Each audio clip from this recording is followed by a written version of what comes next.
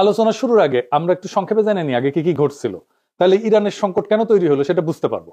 ইরানের পারমাণবিক কর্মসূচি নিয়ে 2000 সালের দিক থেকে পশ্চিমা দেশগুলোর সঙ্গে একটা টানাপোড়েন চলতেছিল।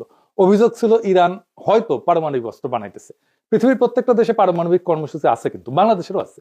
এটা শুধু বোমা বানাইতে লাগে না, ইলেকট্রিসিটি বানাইতে লাগে, আমাদের চিকিৎসার জন্য লাগে, ক্যান্সার চিকিৎসার জন্য লাগে, রেডিওথেরাপি মেশিনে লাগে, আপনারা জানেন, এক্সরের জন্য লাগে, এমনকি বুকে যে হার্টের ডাক্তারেরা স্টেন বসায় না, ওই টাইমেও লাগে। স্টেন্ট লাগাইতে গেলে দেখবেন যে ডাক্তার, নার্স, টেকনিশিয়ানরা বুকে স্যার কোনা এরকম একটা ছোট বাক্সের মতো সাদা এটা পড়ে থাকে, রেডিয়েশন মাপ ওইটা। যাই হোক, ইরান পারমাণবিক অস্ত্র বানাবে এই ভয়ে জাতিসংঘ, ইউরোপিয়ান ইউনিয়ন, যুক্তরাষ্ট্র ইরানের উপরে কঠোর অর্থনৈতিক নিষেধাজ্ঞা দেয়। ইরানের তেল রপ্তানি কমে যায়, ব্যাংকিং ব্যবস্থা প্রায় বিচ্ছিন্ন হয়ে পড়ে, অর্থনীতি স্থবির হয়ে যায়। এই অচল অবস্থা কাটাইতে 2015 সালে ইরান এবং 6 বিশ্বশক্তির মধ্যে একটা চুক্তি হয়। এটা চুক্তিটার নাম ছিল JCPOA, মানে হইতেছে joint comprehensive plan of action. কি ছিল সেই চুক্তিতে? চুক্তির মূল কথা ছিল ইরান তার পারমাণবিক কর্মসূচি সীমিত করবে আর বিনিময়ে নিষেধাজ্ঞাটা উঠবে।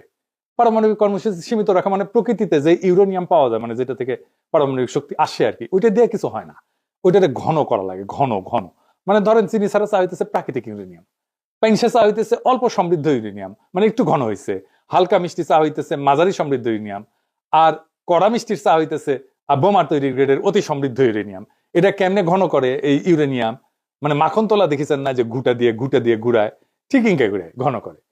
ইরান রাজি হয় যে এই ইউরেনিয়াম সমৃদ্ধকরণটা মাঝারি পর্যায়ে রাখবে, মানে যেটা দিয়ে আরামসে বিদ্যুৎ বানানো যাবে, চিকিৎসার কাজ করা যাবে। এবং আন্তর্জাতিক পারমাণবিক সংস্থা যেটা জাতিসংঘের IAEA, ওইটাকে কঠোর নজরদারির সুযোগ দিবে। নজরদারি চলতেছিল। এর ফলে চুক্তি স্বাক্ষর করার পর একটা বড় অংশের আন্তর্জাতিক নিষেধাজ্ঞা উঠায় নেওয়া হয়। ইরানের তেল রপ্তানি বাড়ে, বিদেশি বিনিয়োগও আসে। কিন্তু 2018 সালে ট্রাম্প এই চুক্তি একতরফা ভাবে বাতিল করে দেয়। যুক্তি ছিল চুক্তিটা যথেষ্ট কঠোর না, মানে ট্রাম্পের পছন্দ মতো, মন মতো হয় না। আবার নিষেধাজ্ঞা আরোপ করা হয় যে ইরান দেখে, আচ্ছা আমিও তো তাইলে ইউরেনিয়াম ঘন করব, আমার তো লাভ নাই, চুক্তিতে তো আমি নাই। তারা পারমাণবিক বোমা বানানোর মতো ঘন করে ফেলে ইউরেনিয়াম। কাছাকাছি ইরানের যুক্তি, আমেরিকা আগে চুক্তি ভাঙছে, আবার নিষেধাজ্ঞা দিছে, তাই বাধ্য হয়ে প্রতিক্রিয়া দেখাইতেছি। চুক্তি ভাঙার দায় যুক্তরাষ্ট্রের।